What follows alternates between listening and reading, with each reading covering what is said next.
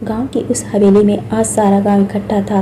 घर की मालकिन जानकी देवी आज सुबह इस दुनिया से कूच कर गई थी, पर रीति रिवाज के मुताबिक इस शरीर का अंतिम संस्कार तो करना ही था, तो उसी का इंतजार हो रहा था। पूरा गांव तो इकट्ठा था, पर घर के सदस्य पता नहीं कौन से मुद्दे को लेकर बैठे हुए थे। भरा पूरा परिवार था जानकी जी का। 2 बेटे बहुए प्रदीप और मधु, केशव और राधा, एक बेटी दमान मोहिनी और ब्रजेश, पोते पोती नाती नातिन। अभी घंटे भर पहले तक तो मुद्दा यह था कि बेटी दामाद आ रहे हैं, इसलिए उनका इंतजार कर रहे हैं, पर अब तो उनको आए हुए 1 घंटा भी हो गया। अब क्या है, गांव वालों के बीच में यही बातचीत का मुद्दा था। अब अंतिम संस्कार में समय क्यों लग रहा है और परिवार के सभी सदस्य अंदर अम्मा के कमरे में बैठकर क्या कर रहे हैं। जब गांव के कुछ गणमान्य लोगों से रहा नहीं गया तो वे जानकी जी के देवर हरिप्रसाद जी के पास आए और पूछा, बाबूजी अंतिम संस्कार में और कितना समय लगेगा? अब तो पूरा परिवार भी आ चुका है। हरिप्रसाद जी को भी कुछ समझ में नहीं आया कि क्या जवाब दे। आखिर उन्हें खुद भी पता नहीं था कि अंदर क्या हो रहा है। उन्होंने कहा, आप लोग ठहरे, मैं जाकर प्रदीप से पूछता हूँ। कहते हुए हरिप्रसाद जी अपनी लाठी देखते हुए अंदर गए। देखा तो पोते पोती तो बाहर बरामदे में बैठे हुए थे, जबकि दोनों बेटे बहुए और बेटी दामाद नदारत थे। बड़े पोते से पूछा, अरे तेरा बापू कहाँ है? तो उसने अम्मा के कमरे की तरफ इशारा करते हुए कहा, बाबा वो सब लोग अंदर हैं। हरिप्रसाद जी लाठी को टेकते हुए कमरे की तरफ गए तो देखा कि कमरे का दरवाजा अंदर से बंद था और कुछ आवाजें आ रही थी। उन्होंने दरवाजे की कुंडी को खड़काया तो अंदर से आवाज आई, कौन है? अरे बेटा तुम लोग अंदर क्या कर रहे हो? गांव के लोग बाहर इंतजार कर रहे हैं। आखिर क्रियाकर्म में कितना वक्त लगेगा? बस काका जी अभी आते हैं। अरे पर हुआ क्या, वो तो बता, क्या पता किसी बात का निर्णय निकले। कुछ देर के लिए मौन पसर गया, फिर अचानक कमरे का दरवाजा खुला। दरवाजा अम्मा के बड़े बेटे प्रदीप ने ही खोला था। प्रदीप को देखते ही हरिप्रसाद जी ने कहा, बेटा जो भी बात है बाद में सुलझा लेना, पहले अंतिम संस्कार कर दो, यूं मुर्दा घर में रखना अच्छा नहीं होता। ठीक है काका जी, चलिए पहले इसी काम को निपटाते हैं, प्रदीप ने बेशर्मी से कहा।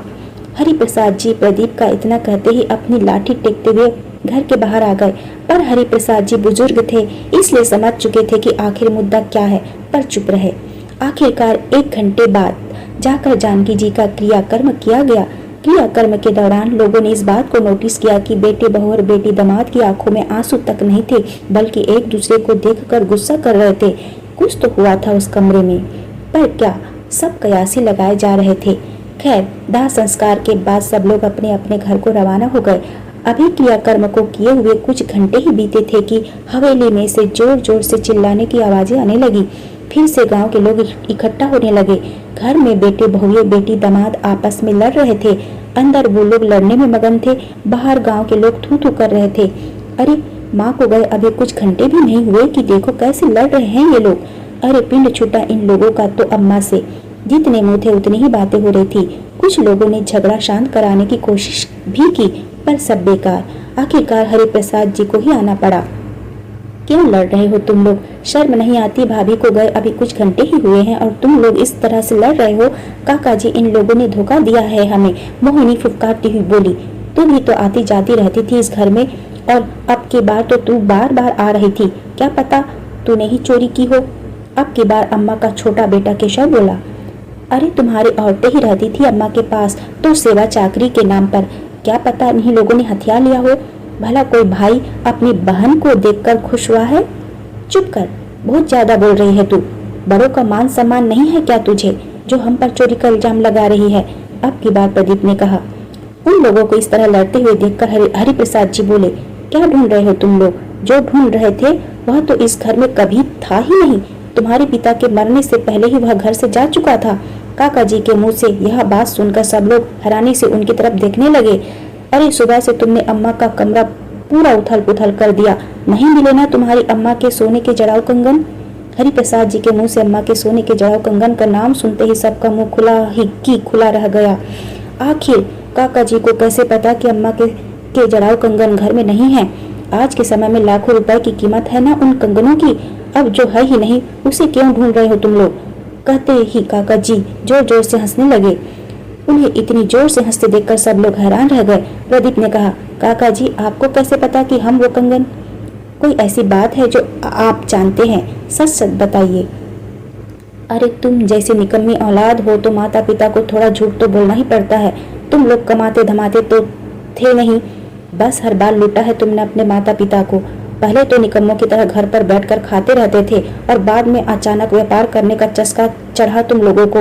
याद है जब तुम दोनों भाई और ये दामाद मिलकर व्यापार करना चाहते थे, तब तुम्हारे बाबूजी को ये हवेली गिरवी रखनी पड़ी थी तुम लोगों के व्यापार के लिए। पर क्या हुआ, कितनी आसानी से मुकर गए थे तुम लोग कर्जा चुकाने के लिए। भाई साहब को कितना सदमा लगा था, आखिर मरना सन पर ही आ गए थे।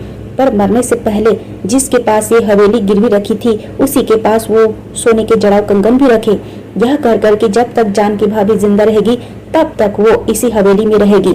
उसके बाद यह हवेली हमेशा के लिए उसकी। और दूसरी बात, जानकी भाभी को किसी को भी बताने से इसलिए मना किया कि कम से कम जड़ाव कंगन के चक्कर ही सही तुम लोग उनकी थोड़ी सेवा तो कर दोगे। अपने माता पिता को पैसों की टकसाल समझते थे ना तुम लोग। पूरी जिंदगी माता पिता यही उम्मीद करते चले गए कि काश एक दिन ऐसा भी आएगा जब बच्चों को हमारी कद्र होगी, पर अफसोस ऐसा कुछ नहीं हुआ। बाबूजी ने इतना बड़ा धोखा किया हमारे साथ। तीनों भाई बहन एक साथ बोले, धोखेबाजों के साथ धोखा करना गलत नहीं होता। उन कंगन के चक्कर में ही तो तुम अपनी माँ की सेवा कर गए, और तुम्हारे बाबा तो मरने से पहले अपनी पत्नी का स्वाभिमान जिंदा रख कर गए थे, वरना वो बेचारी कब की सड़क पर आ जाती। अब कुछ दिनों में ही हवेली खाली करो ताकि इसका असली मालिक आकर उस पर अपना मालिकाना हक जमा सके। किसी से भी कुछ कहते नहीं बना। आखिर माँ बाप के साथ धोखा किया था तो उसका फल मिल रहा था। कुछ दिनों बाद हवेली खाली कर हमेशा के लिए गांव छोड़कर कहीं और जाकर बस गए। दोस्तों, माता पिता आपसे प्यार करते हैं इसलिए वो आपके लिए सब कुछ करते हैं, पर उन्हें पैसों की टकसाल समझकर उनका इस्तेमाल करना गलत है।